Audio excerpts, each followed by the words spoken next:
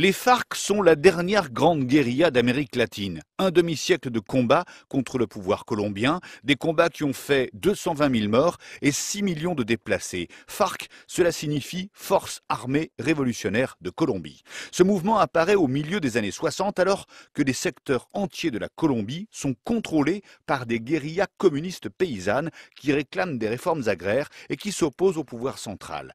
À la suite des offensives de l'armée colombienne, les différents groupes de combattants se fédèrent pour former les FARC. Dans les années 80, malgré des négociations et un cessez-le-feu, la spirale de la violence s'enclenche. Des leaders des FARC sont assassinés par des paramilitaires d'extrême droite, par les forces de l'ordre ou des trafiquants. Alors le mouvement se fixe pour objectif de prendre le pouvoir par la lutte armée. Pour se financer, les FARC profitent du trafic de drogue, la cocaïne. Ils pratiquent aussi des milliers d'enlèvements contre rançon. À leur apogée, dans les années 90, les FARC comptent 17 000 combattants. L'enlèvement le plus retentissant des FARC, c'est celui d'Ingrid Betancourt en 2002.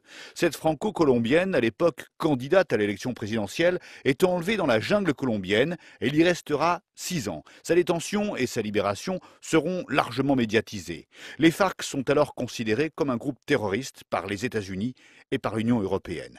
Depuis 3 ans, des négociations se sont engagées entre le pouvoir colombien et les FARC, sous la médiation de Cuba et de la Norvège. Au centre des discussions, le jugement des crimes commis de part et d'autre et les réparations aux victimes. Une juridiction spéciale sera mise en place pour cela. Les FARC devront aussi désarmer leurs 7000 derniers combattants. Après 50 ans de guérilla, en plus des morts et des déplacés, des pans entiers du territoire colombien sont truffés de mines antipersonnelles qui ont tué 2000 personnes et en ont estropié 9000 en 15 ans. La Colombie est aujourd'hui le pays le plus touché par les mines après l'Afghanistan.